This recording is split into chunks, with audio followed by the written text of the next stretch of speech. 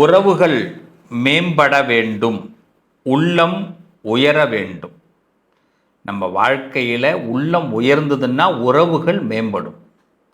நமக்கு ஏன் நிறைய நேரங்களில் உறவுகள் சரியாக அமையலை அப்படின்னா, எதிர்பாராமல் ஏற்படக்கூடிய சில விரிசல்கள்.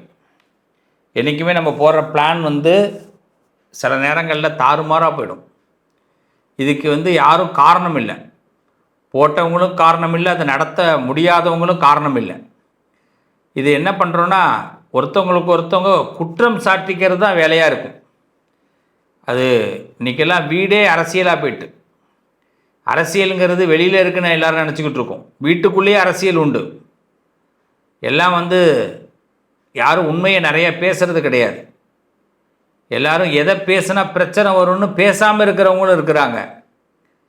சில விஷயத்தை மனசை என்ன பண்ணலாம் அப்படின்னு பேசி கஷ்டப்படுத்துகிறவங்களும் இருக்காங்க. அதனால் வீட்டில் அரசியல் இருக்குது. அதனால் உயர்வு ஏற்படக்கூடிய விஷயங்கள் உள்ளத்தினால் நடக்கக்கூடியது. இந்த உள்ளம் இனிமேல் இப்போ ஒரு வீட்டில் ஒரு சண்டை வந்துடுது, குடும்பத்தில் ஒரு வம்பு வந்துடுது, இல்லை ஒரு நம்ம வேலை பார்க்குற இடத்துல ஒரு பிரச்சனை வந்துடுதுன்னா, ஒரு சண்டை வந்துடுது, வம்பு வந்துடுதுன்னா அது தீரும்னு நினைக்கிறீங்களா?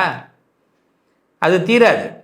பகை என்றைக்குமே தீர்றதுக்கு ஒரே வழி தான், மறதி இருந்தால் தான் பகை தீரும். இல்லைன்னா பகை தீர வாய்ப்பே கிடையாது. நான் என்ன சொன்னாலும் மற்றவங்க சமாதானம்லாம் படுத்தி வைப்பாங்க, அந்த பகையெல்லாம் தீராது. திருப்பி அந்த பகை எப்படி வெடிச்சிடும். அரசியல் கூட்டணி மாரி தான். அரசியலில் கூட்டணி கிடையவே கிடையாது. அது பார்த்திங்கன்னா நட்பு எதிரி கிடையாது. அதே மாதிரி தான் குடும்பத்துலேயும் பார்த்திங்கன்னா மனசார ஒருத்தவங்களை என்ன பண்ணணும், எனக்கு இவங்களை ஓகே பிடிக்குது பிடிக்கல, மனசார திருந்தணும். அதாவது ஒரு தப்பு பண்ணால் கூட குடும்பத்தில் உள்ளவங்க இதை நானாக தான் பண்ணிட்டேன், மன்னிப்பு கேட்குறது, வருத்தம் தெரிவிக்கிறது, இதெல்லாம் இருந்தால் தான் குடும்பம் நல்லாயிருக்கும். ஆனால் அதே நேரத்தில் இது எதுவுமே கேட்காமல் இருக்கும்போது பகை தொடரும். இதில் பகையை விரும்பாதவங்க நிறைய பேர் இருப்பாங்க. யாருமே பகையை விரும்ப மாட்டாங்க. ஆனால் இந்த பகையை எப்படி தீர்க்கிறதுன்னு தெரியாமல் வழி இருப்பாங்க. உறவுகளே, நல்ல ஒரு விஷயத்தை தெரிஞ்சுங்க. நம்ம லைஃப் ரொம்ப நாள்லாம் வாழ போகிறது இல்லை. 120 வருஷம்லாம் ஒரு காலகட்டம் தான்.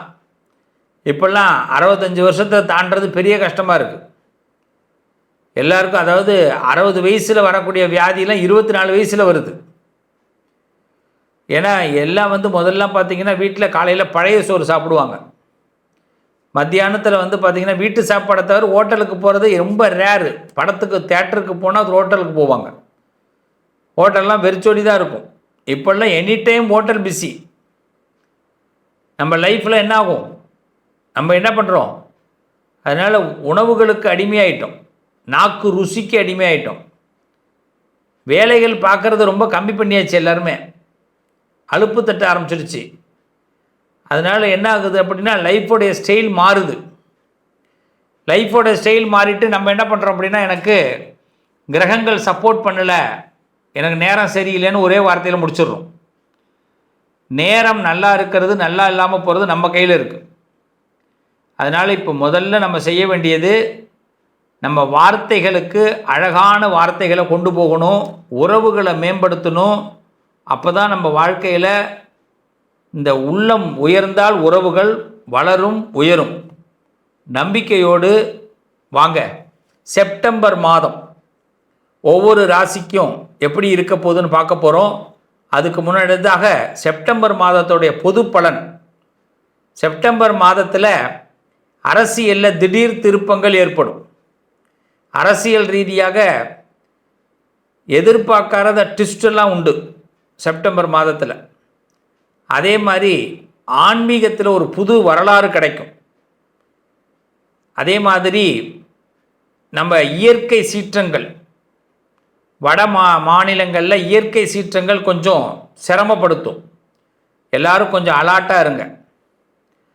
அதே மாதிரி இந்த செப்டம்பர் மாதத்தை பொறுத்தவரை வெளிநாடுகள், சில இடங்களில் பார்த்திங்கன்னா தீ சம்பந்தப்பட்ட பிரச்சனைகள் ஏற்படும்.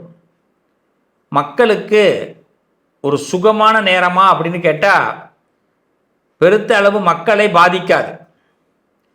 மக்கள் இல்லாத இடங்களில் இந்த பஞ்சபூதங்கள் ஒரு விளையாட்டை விளையாட இப்போ பிளான் பண்ணுது. ஸோ மக்கள் இல்லாத இடங்களுக்கு நாம் பயணம் பண்ணுறதை இப்போ கம்மி பண்ணிக்கணும். ஆமாம், அதனால் பஞ்சபூத விளையாட்டு கொஞ்சம் செப்டம்பரில் கொஞ்சம் கடுமையாக இருக்கும். மலை சார்ந்த பகுதிகள், யாரும் இல்லைன்னு நினச்சிட்டு எங்கேயாவது போகிறது, இரவு பயணங்களை கொஞ்சம் தவிர்த்துக்கிறது, இதெல்லாம் நல்லது. இதை மட்டும் செப்டம்பர் மாதத்தில் பொதுவாக எல்லாரும் எடுத்துக்கங்க. உணவு பழக்க வழக்கங்களில் புதிய கட்டுப்பாடுகளை கொண்டு வந்தால் நல்லது. நிதி பரிவர்த்தனைகளில் கொஞ்சம் புதிய கட்டுப்பாடுகளை கவர்மெண்ட்டே கொண்டு வரும். அதனால் நிதி பரிவர்த்தனைகளில் கொஞ்சம் எல்லாரும் கவனமாக இருக்கிறது நல்லது.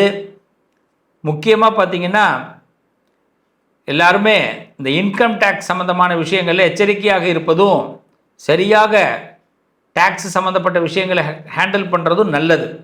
சட்டத்திற்கு உட்பட்டு நம்ம செயல்படுவது இந்த செப்டம்பரில் எல்லாருக்கும் சிறப்பாக இருக்கும். இப்போ ஒவ்வொரு ராசிக்கும் பொது பலன் பார்க்க போகிறோம். இந்த ராசி பலன் நிகழ்ச்சியை பொறுத்த வரைக்கும் இது ஒரு சாதாரண விஷயமாக நினச்சிக்கக்கூடாது. இது நம்ம தலையெழுத்தை நம்மளே மாற்றுறதுக்கு ஒரு வாய்ப்பு இருக்குது. இந்த வாய்ப்பை பயன்படுத்தி வாங்க பார்ப்போம். மகர ராசி. மகர ராசிக்காரர்களுக்கு விமோச்சனம் கிடைக்கக்கூடிய ஒரு மாதம். அப்பா, நான் சிக்கியிருந்தேன் சார், கரெக்டாக சொன்னீங்க, நான் வந்து விடுதலை ஆகிட்டேன் சார் அப்படின்வாங்க. இந்த மாதத்தை பொறுத்த வரைக்கும் யாருக்கிட்ட சிக்கியிருந்தாலும் சரி, பணப்பிரச்சனையில் சிக்கியிருந்தாலும் சரி, குடும்ப பிரச்சனையில் சிக்கியிருந்தாலும் சரி, வருமானத்தில் சிக்கியிருந்தாலும் சரி, வசதியில் சிக்கியிருந்தாலும் சரி, காதலில் சிக்கியிருந்தாலும் சரி, பொண்டாட்டிகிட்ட சிக்கியிருந்தாலும் சரி, புருஷன்கிட்ட சிக்கியிருந்தாலும் சரி, சிக்கல்லேருந்து வெளியில் வரும். ஆமாம், நமக்கு வந்து எதிர்பாராத பண வரவுகள் ஏற்படும். யாராவது நல்ல மனுஷனோட உழைப்புக்கேற்ற ஊதியம் கிடைக்கும். நமக்கு கௌரவம் உயரும். நம்மளை வந்து பாராட்டுவாங்க. தெய்வத்தோடைய அனுகிரகம் பரிபூர்ணமாக இந்த மகர ராசிக்கு கிடைக்கும். கோர்ட்டு கேஸு பிரச்சனைகள் ஏதாவது அப்படியே மழை போல் வர மாதிரி இருக்கும். ஆஹா, என்ன நடக்க போகுதுன்னு டக்குன்னு விலகி போயிடும். எவன்லாம் நம்ம பக்கம் பிரச்சனையாக இருந்தாலும் அவனுக்கு ஒரு பிரச்சனை வந்து இந்த பிரச்சனையை மறந்துடுவோம். ஸோ ஆல்மோஸ்ட் இந்த மாதத்தை பொறுத்த வரைக்கும் நமக்கு நம்ம வீட்டில் கொண்டாட்டம் தான், நம்ம காட்டில் மழை தான். ஆனால் ஒன்றே ஒன்று தான், என்ன பண்ணணும், என்னையா ஆனான்னு சொல்லாமல் சொல்ல மாட்டியே, ஆனான்னு சொல்கிறியே அப்படின்னு. ஆமாம், நீங்கள் உங்கள் சந்தோஷத்தை வெளிப்படுத்திக்கக்கூடாது. நான் சந்தோஷமாக இருக்கேன், ஹாப்பியாக இருக்கிறேன், என்ன மாதிரி யாருமே கிடையாது அப்படிலாம் சொல்லக்கூடாது. அதை சொன்னீங்கன்னா அடுத்த அரை மணி நேரத்தில் வச்சுருவான் ஆண்டவன் ஆப்பு. என்ன சார் இப்படி சொல்கிறீங்க? ஆமாம், சந்தோஷத்தை வெளிக்காட்டிக்காதீங்க, வர சந்தோஷம். அதாவது ஒன்று சொல்லுவாங்க, பதவி வரும்போது பணிவு வர வேண்டும் தோலா, பாட்டு பாடியிருக்காங்கல்ல. அப்போ நமக்கு ஒரு நல்லது நடக்கும்போது எப்படிங்க சிரிக்காமல் உட்காந்துருக்கான் பாருங்கள், அவன் மனுஷன். சிரிப்பு வரும், சிரிக்கக்கூடாது.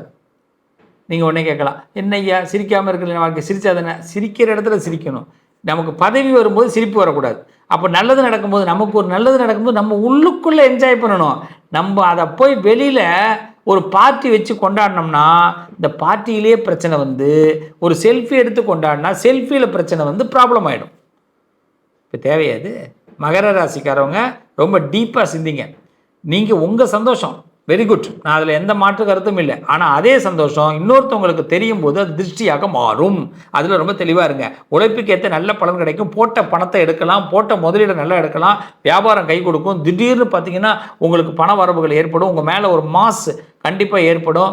இவ்வளோ நாள் இருந்ததை விட பரவாயில்லன்னு ஒரு திருப்தி ஏற்படும். ஃபஸ்ட்டாக தானே வாழ்க்கைக்கு தேவை தானே திருப்தி, இல்லையா? அந்த திருப்தி ஏற்படும். அதே மாதிரி தொழிலில் உள்ளவங்க, பிஸ்னஸ் கொஞ்சம் வேலைகள்லாம் தாமதமாக நடக்கும். தாமதமாக ஆனால் நல்ல முடிவுக்கு வரும். உடனே அவசரப்படாதீங்க. நீங்கள் வேலை பார்க்குறவங்க, பிஸ்னஸ் பண்ணுறவங்க 2 பேருமே உங்கள் வேலைகள் தாமதமாகும். ஒரு ஒர்க்கை சீக்கிரம் முடிக்க முடியாது. அது முக்கியமாக கம்ப்யூட்டர் சம்மந்தமாக ஒர்க் பண்ணுறவங்களுக்குலாம் கம்ப்யூட்டர் ரொம்ப போட்டு சிக்க வைக்கும், நம்மளை போட்டு பிரச்சனை பண்ணும், டென்ஷன் ஆகும்.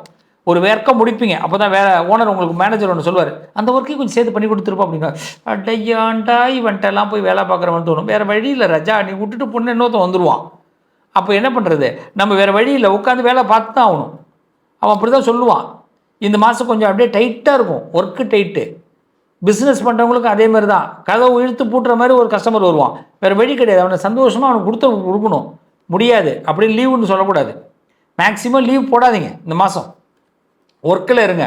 லீவை போட்டு என்ன சார் செய்யலாம், வீட்டில் இருக்கலாம் நினைக்கிறேன். வீட்டில் ஏகப்பட்ட பிரச்சனை வரும்.